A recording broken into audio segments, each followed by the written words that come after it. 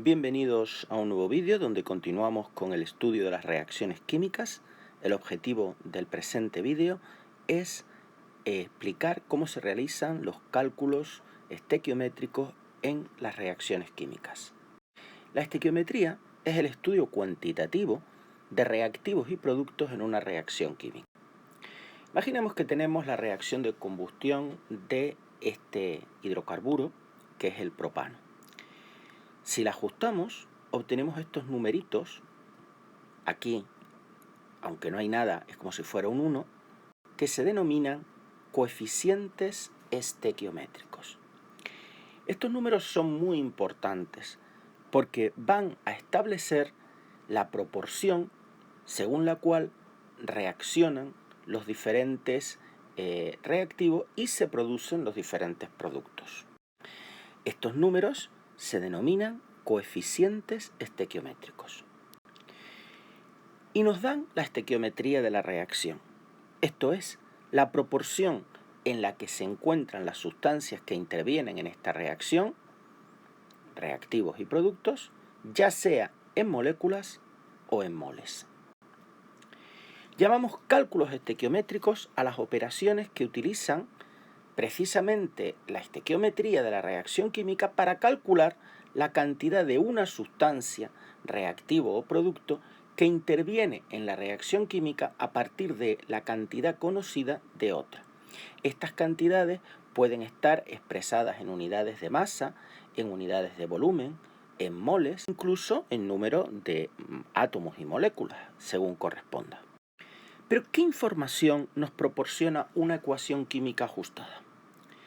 Volvamos a la reacción anterior.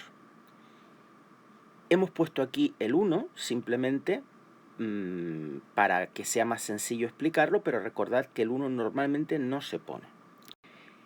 Los coeficientes estequiométricos habíamos dicho que nos daban la estequiometría de la reacción, es decir, la proporción en la que se encuentran las sustancias, todas estas sustancias que intervienen en la reacción química, ya sea en moléculas o en moles. La primera información que proporciona es una proporción atómica molecular, es decir, en átomos y moléculas de los elementos y compuestos que intervienen en esa reacción. Pues bien, una molécula de C3H8 de propano reacciona con 5 moléculas de oxígeno para producir 4 moléculas de agua y 3 moléculas de CO2. Estamos hablando de moléculas porque todos estos son compuestos. Bueno, esto es un elemento, pero es un elemento que está formado por átomos, por lo tanto es una molécula. Si tuviéramos elementos monoatómicos, por ejemplo el sodio o el potasio o el aluminio o el zinc, pues estaríamos hablando de átomos en ese caso. Sabemos que el mol es algo así como una gran lupa con 6,022 por 10 elevado a 23 aumentos. Si nosotros multiplicamos esto por ese aumento, aplicamos esa impresionante lupa, las proporciones que eran atómicas o moleculares pasan a ser proporciones molares, ya sea de moles de moléculas o de moles de átomos. Y tendríamos que un mol de propano reaccionaría con 5 moles de oxígeno para producir 4 moles de agua y 3 moles de dióxido de carbono. Por lo tanto, la ecuación se puede leer o bien en proporciones atómicas o moleculares o bien en proporciones molares, en proporciones de moles.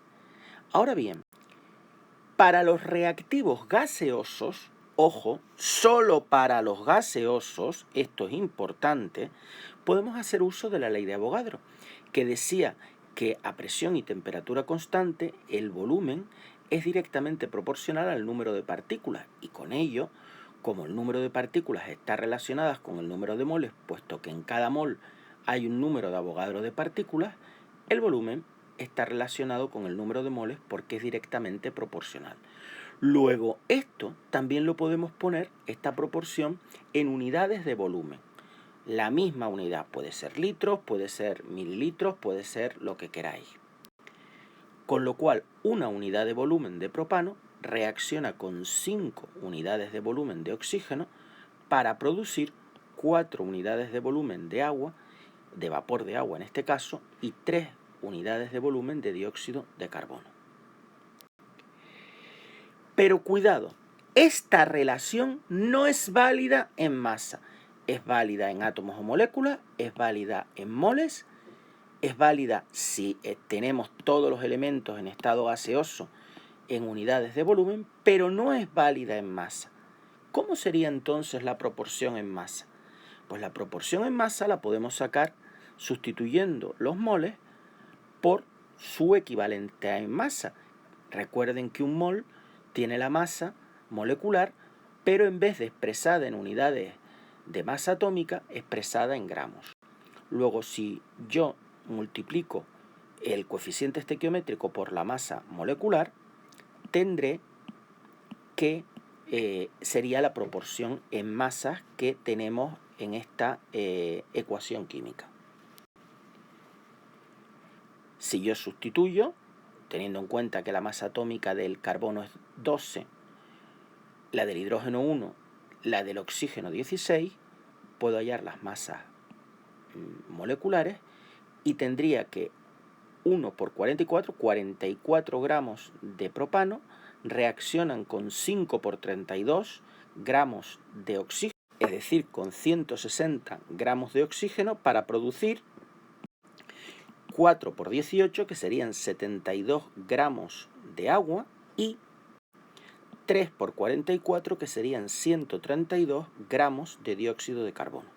Es decir, la proporción en moles, 4 moles de amoníaco más 3 moles de oxígeno para dar 2 moles de nitrógeno y 6 moles de agua, se puede mantener también en moléculas, como vemos aquí, o átomos y moléculas, aquí solo hay moléculas.